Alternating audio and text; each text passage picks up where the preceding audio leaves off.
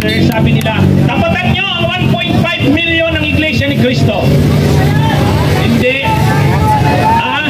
Tayo, alam nyo, ang pagtitipon, hindi naman lang sa bilang yan. Ang tinitingnan sa pagtitipon, yung substance. Yung sustansya.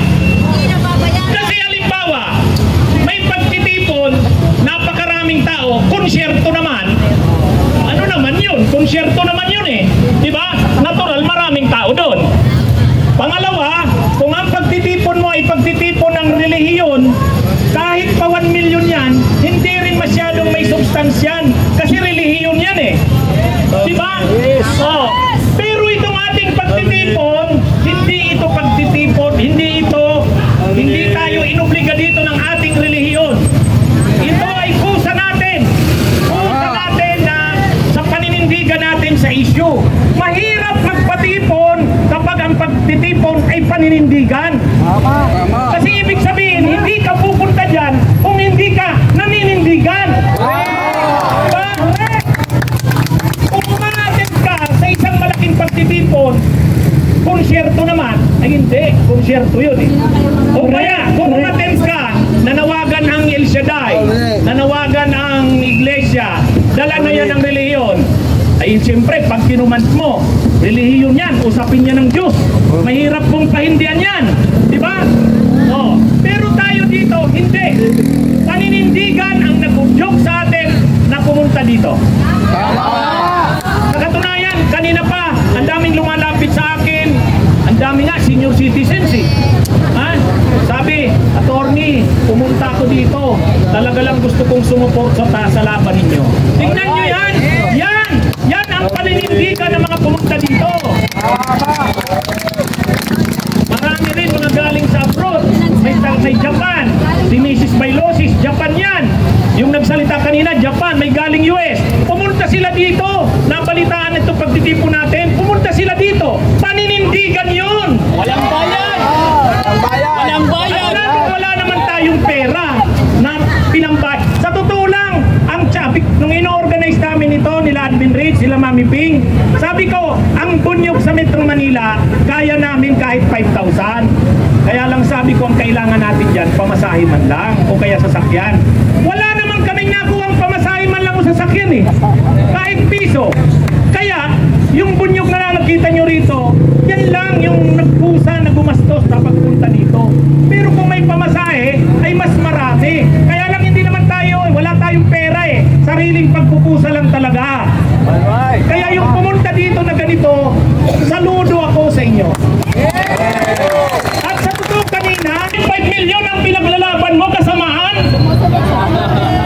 Dito na tayo sa ganito na 1,000 na para sa kabutihan ng bayan.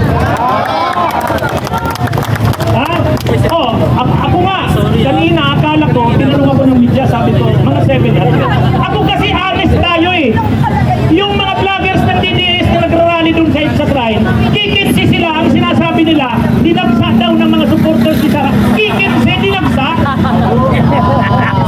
Ay ako nung tinanong kanina ng media ng GMA, attorney, ilan ang estimate mo? Sabi ko mga 700. Honest yun.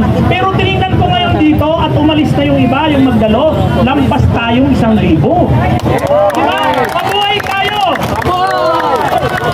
Kaya lang, kami kasi ito kasing mga vloggers na yan nandyan, yan ang mga vloggers ng katotohanan. Hindi naman tayo magsasabing dumagsa ang mga pro-impeach Sara. Hindi. Totoo lang tayo magbalita. Kaya nga kayo, tinatangkilik yung mga vlogs namin, di ba? Kasi sa katotohanan lang tayo. Ngayon, ganito, itong ating pinakita dito, simula pa lang ito. Simula pa lang ito. Kasi kami, kaming mga vloggers ng BBM, tapos kami mga kakampin, ano to eh, alam nyo, hindi naman kami magkakakilala. Alam nyo nung meeting namin nung isang araw doon sa nag-meet kami, si Aling Marie, nasaan si Aling Marie? Dito. Aling Marie, nasaan ka? Dito. Okay, si Aling Marie, na-meet si Takiro, o nasaan si Takiro? Andun! Dito. Ayan si Aling Marie, ay kakamping siyan. Ay nakita nyo kanina pag nagsasalita si Aling Marie, ay nakita niya si Takiro Miyamoto.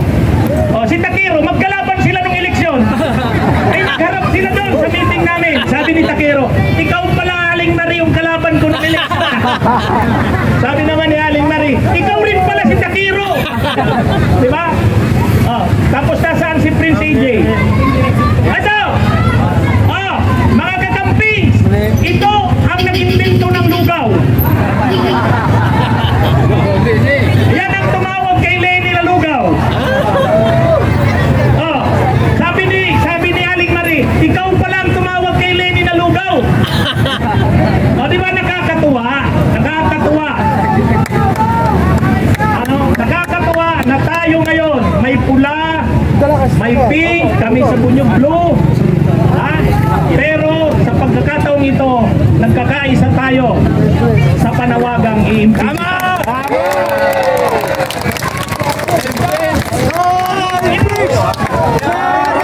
Imagine nyo, madali ba? Hindi.